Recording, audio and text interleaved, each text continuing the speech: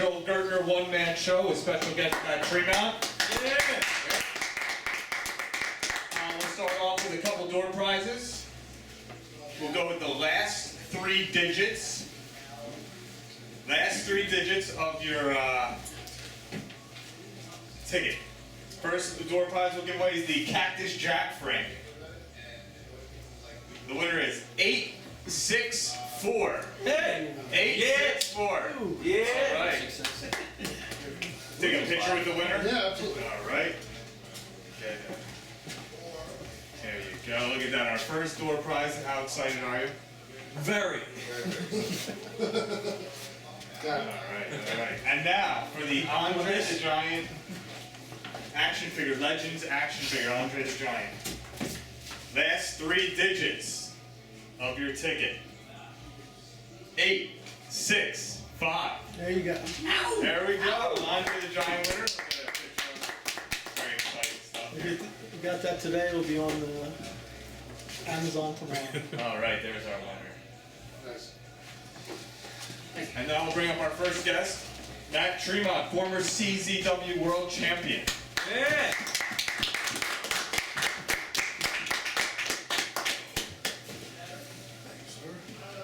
How you guys doing? Fantastic. Appreciate everybody coming out. Very happy to be a part of Mr. Gertner's one-man show. This is all his, so very small part of this, but pretty cool to be out here today. Very cool venue. Appreciate the Raven Lounge for having us. So, I don't know. What do you want? You guys want to hear some wrestling, some CZW talk? Absolutely.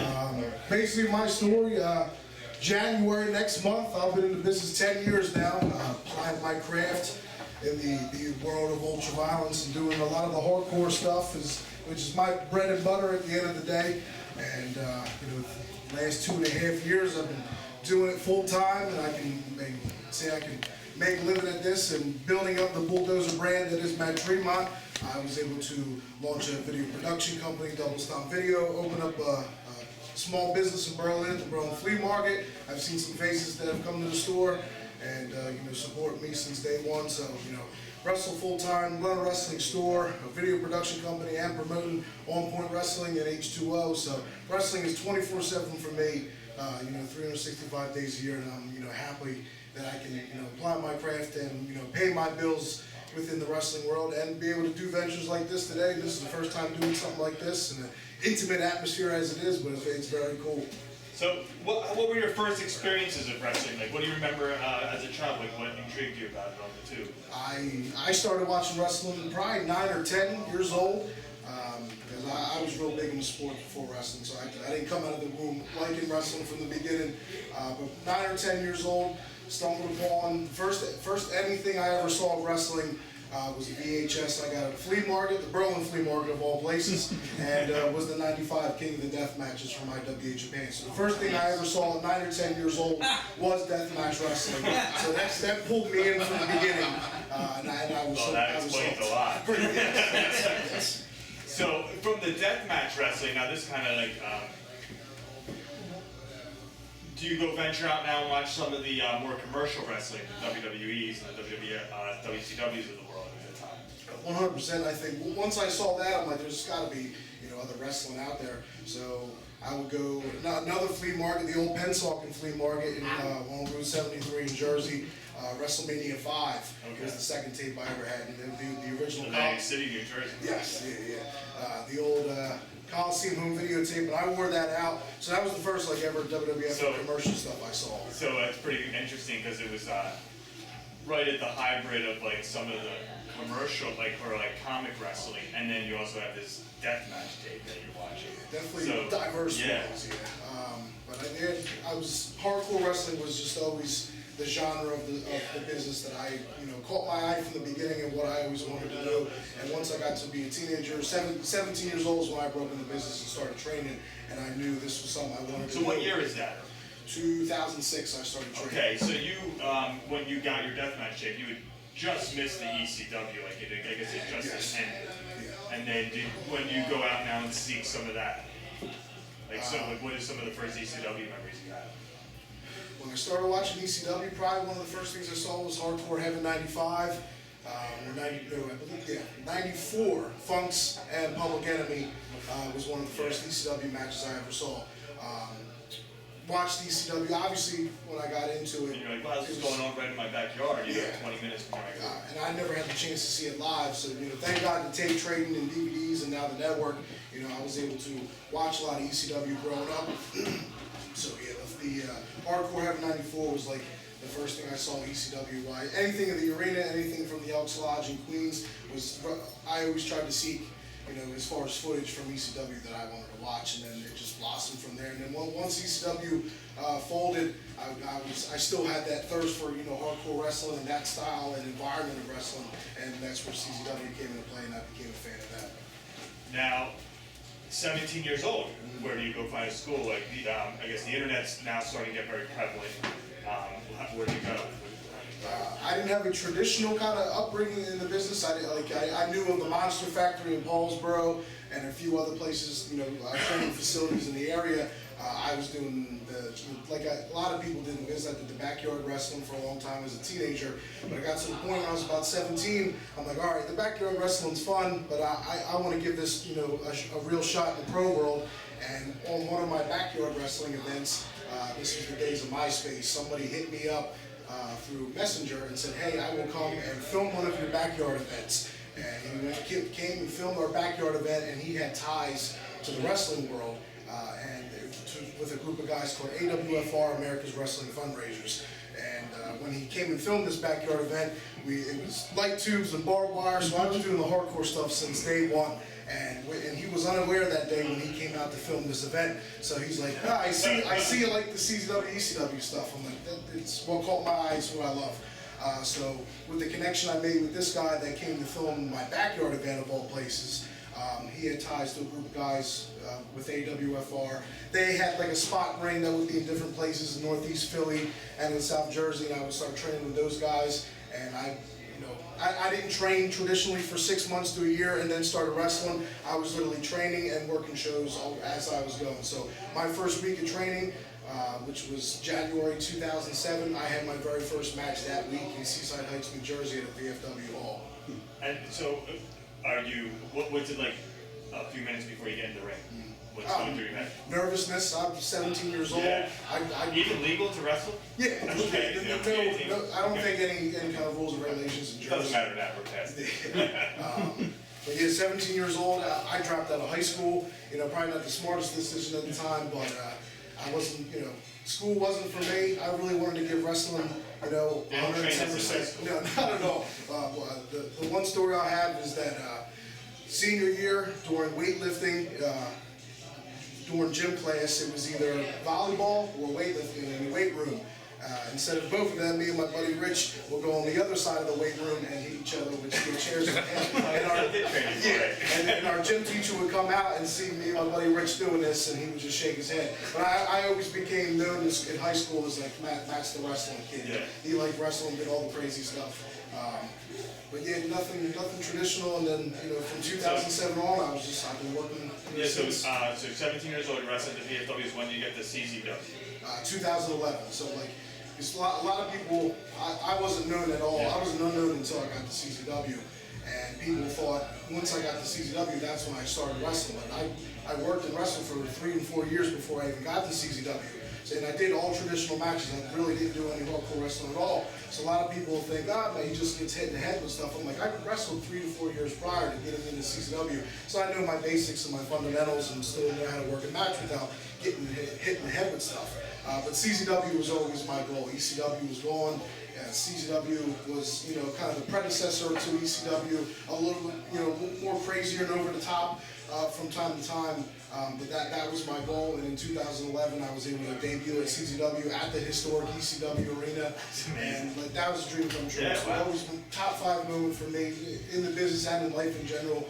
As 20-something-year-old kid making his debut in the company he wanted to debut for in the historic ECW arena, which I always appreciate because I just always aware and of my history and of those who came before me. So wrestling in that building meant so much to me in 2011, and wrestling for CZW at that same point in time. So I was like a kid in a candy store that day. And it's pretty awesome. Like you and I were talking earlier. So when you're doing your backyard wrestling, it was kind of the transitional era where like we were always like told like a guy like maybe that looks like you or a guy that looks like Daniel Bryan isn't going to be able to be put on the USA Network, and we broke that mold now, and you wrestled like a lot of guys in CZW that have now made it to the WWE and made it to TNA, and they wouldn't have made it 10, 15 years ago when this like new kind of generation of wrestlers, these like almost comic book kids, not everyone's a weightlifter anymore, not everyone has a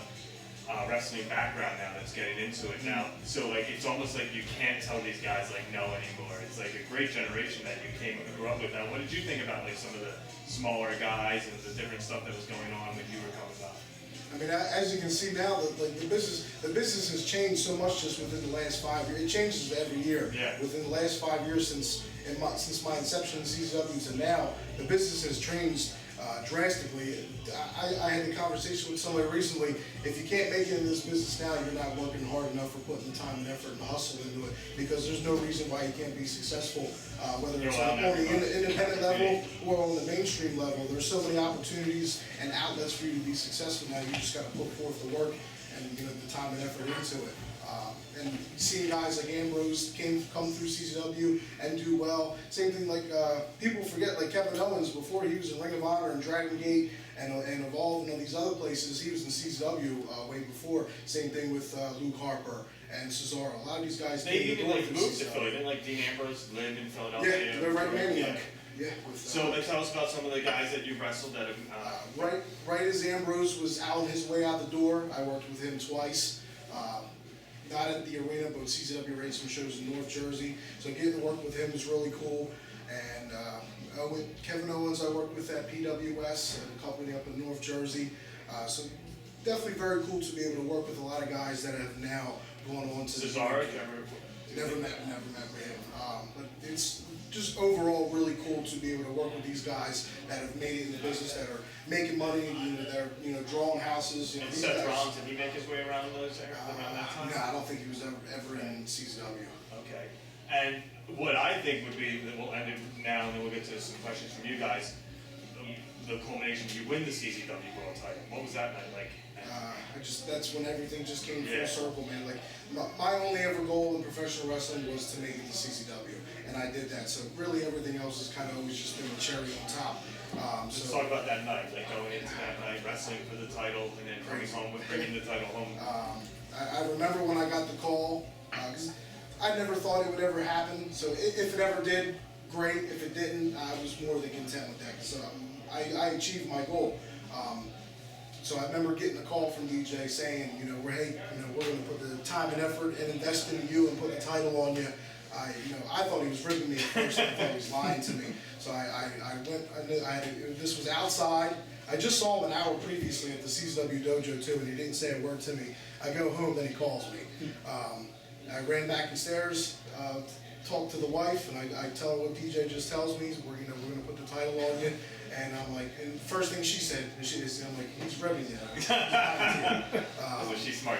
Yes. But that day as a whole, because the match before I worked with a guy named Pepper Parks, who's now in Impact Wrestling as Braxton Sutter or something like that. So it was a street fight, and then it went into the impromptu match with Black G's.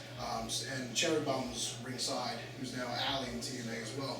So I was always very appreciative because I got to work with 3 really good professionals that day to help me tell that story overall for me cultivating to me winning the title. But I was, again, kid in a candy store. This is all I ever wanted to do. If you go back and watch the footage, 1, 2, 3, and you legitimately just see the emotion out of me and a smile on my face because people have goals and aspirations of throwing the game-winning touchdown in the Super Bowl or the ball in the home run in the World Series. Shot. You had the winning shot. Yeah, it was crazy. That's awesome. Well, thank you very much. I appreciate it, guys. Thank you. Anybody have any questions for Matt? All right, what do we got? That tape from your backyard wrestling that the guy came and filmed, is that available anywhere? I had, up until about a year ago, I had all my footage as a kid, all my backyard stuff, promos I ever did, and I went to convert it to DVD. I went to my nephew's house, and in the time I was on my way to my nephew's house, I lost the footage.